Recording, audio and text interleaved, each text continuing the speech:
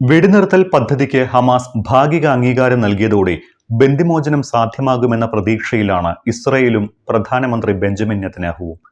ബന്ദികൾ വൈകാതെ തിരിച്ചെത്തുമെന്ന് നെതന്യാഹു ശുഭപ്രതീക്ഷ പുലർത്തുകയും ചെയ്തിട്ടുണ്ട്. ബന്ദികൾ തിരിച്ചെത്തുന്നതോടെ ഗാസയിലും സമാധാനം പുലരുമെന്ന് അന്താരാഷ്ട്ര സമൂഹവും കരുതുന്നു. മഹത്തായ നേട്ടത്തിനരികെയാണ് ഇസ്രയേൽ എന്നാണ് പ്രധാനമന്ത്രി ബെഞ്ചമിൻ നെതന്യാഹു ഈ സവിശേഷ സാഹചര്യത്തോട് പ്രതികരിച്ചത്. ബന്ദികൾ തിരികെ എത്തുന്നതിന്റെ പ്രഖ്യാപനം വൈകാതെ ഉണ്ടാകുമെന്ന് അദ്ദേഹം ശുഭപ്രതീക്ഷ പ്രകടിപ്പിക്കുകയും ചെയ്തു. 48 ബന്ദികളാണ് ഹമാസിന്റെ പിടിയിലുള്ളത്. ഇതിൽ ജീവനോടെയുള്ള 20 പേരെ ഹമാസ് വിട്ടയക്കും. ബാക്കിയുള്ളവരുടെ മൃതദേഹങ്ങൾ ഇസ്രായേലിനെ കൈമാറുമെന്നാണ് വിവരം.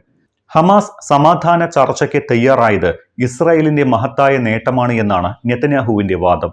ഇസ്രായേൽ നടത്തിയ സൈനിക നടപടിയും നയതന്ത്ര സമ്മർദ്ദവും തന്നെയാണ് ഹമാസിനെ ഇത്തരമൊരു ഡീലിലേക്ക് എത്തിച്ചത് എന്നും അത് ഇസ്രായേലിന്റെ നേട്ടമാണ് എന്നും അദ്ദേഹം കൊട്ടിഘോഷിക്കുന്നുമുണ്ട്.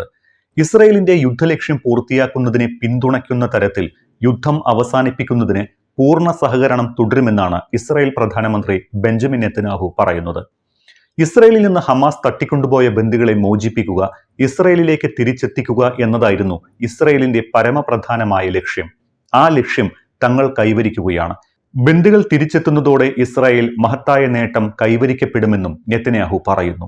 അതോടൊപ്പം ഹമാസിനെ നിരായുധീകരിക്കുമെന്ന കാര്യത്തിൽ തർക്കമില്ല എന്നുകൂടി നെതന്യാഹു വ്യക്തമാക്കുന്നുണ്ട്. അത് ഒന്നുകിൽ ട്രംപിന്റെ പദ്ധതി അനുസരിച്ച് നയതന്ത്രപരമായിട്ടായിരിക്കാം, അല്ലെങ്കിൽ ഇസ്രായേലിന്റെ നേതൃത്വത്തിൽ സൈനികമായിട്ടായിരിക്കാം എന്നുകൂടി അദ്ദേഹം അടിവരയിടുന്നു.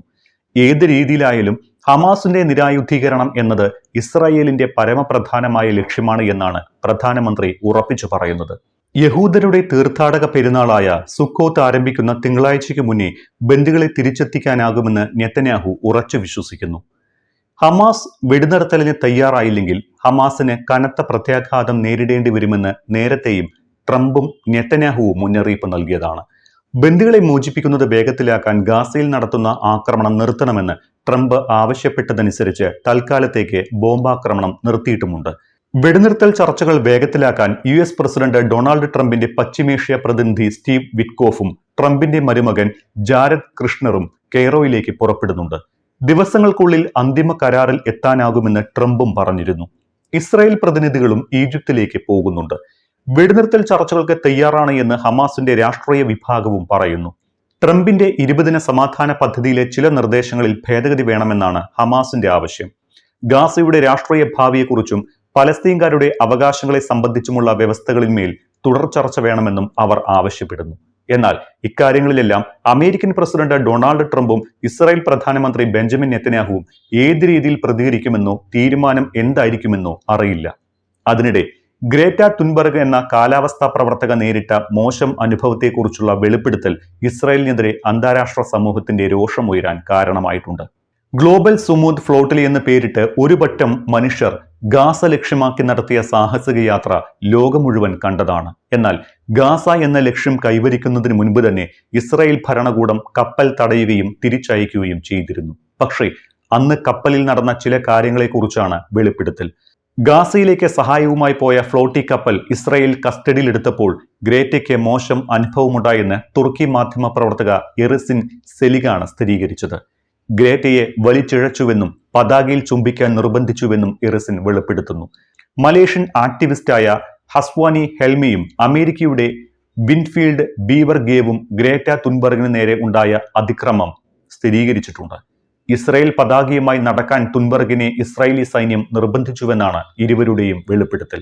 മൃഗങ്ങളെ പോലെയാണ് ഇസ്രായേൽ തങ്ങളെ പരിഗണിച്ചത് എന്നും ഭക്ഷണവും വെള്ളവും മരുന്നുകളും നൽകിയിട്ടില്ല എന്നും ഹെൽമി വെളിപ്പെടുത്തുന്നുണ്ട്. സംഘത്തിലുണ്ടായിരുന്ന ഇറ്റലി പൗരന്മാരും തങ്ങൾക്ക് നേരെ ഇസ്രായേലിന്റെ ഭാഗത്തു നിന്ന് മോശം പെരുമാറ്റമാണ് ഉണ്ടായത് എന്ന് സമ്മതിക്കുന്നു. ദുരിതമനുഭവിക്കുന്ന ഒരു ജനതയ്ക്ക് ആശ്വാസവുമായി പോയ ഒരു കൂട്ടം മനുഷ്യരെയാണ് ഇസ്രായേൽ സൈന്യം തടഞ്ഞ് മാനസിക പീഡനം ഏൽപ്പിച്ചത്. 48 രാജ്യങ്ങളിൽ നിന്നുള്ള ഡോക്ടർമാരും മനുഷ്യാവകാശ പ്രവർത്തകരും മതപണ്ഡിതരും നിയമജ്ഞരും നാവികരുമെല്ലാം അടങ്ങുന്ന 500ഓളം പേരുടെ സംഘമാണ് ഗ്ലോബൽ സുമൂദ് ഫ്ലോട്ടിലി എന്ന പേരിൽ ഗാസയിലേക്ക് തിരിച്ചത്. ഈ സംഘത്തെ തടഞ്ഞ് 136 പേരെ ഇസ്രായേൽ നാടുകടത്തിയിരുന്നു. ഇതിൽ 36 തുർക്കി പൗരന്മാരും US, Italy, Malaysia, Kuwait, Switzerland, Tunisia, Libya, Jordan തുടങ്ങിയ രാജ്യങ്ങളിൽ നിന്നുള്ളവരുമുണ്ട്. ഇവരെല്ലാവരും പിന്നീട് തുർക്കിയിലെത്തിയെന്നും അധികൃതർ അറിയിച്ചു. 42 ചെറു കപ്പലുകളിലായി ഗ്ലോബൽ സുമൂത് ഫ്ലോട്ടിലി എന്ന പേരിൽ ആ മനുഷ്യർ ഗാസ ലക്ഷ്യമാക്കി നീങ്ങിയപ്പോൾ മാനവികതയിലുള്ള വിശ്വാസം കൂടിയാണ് ശക്തിപ്പെട്ടത്. ഈ ശുഭപ്രതീക്ഷകളാണ് ലക്ഷ്യത്തിന് തൊട്ടടുത്ത് വെച്ച് ഇസ്രായേൽ തകർത്തത്.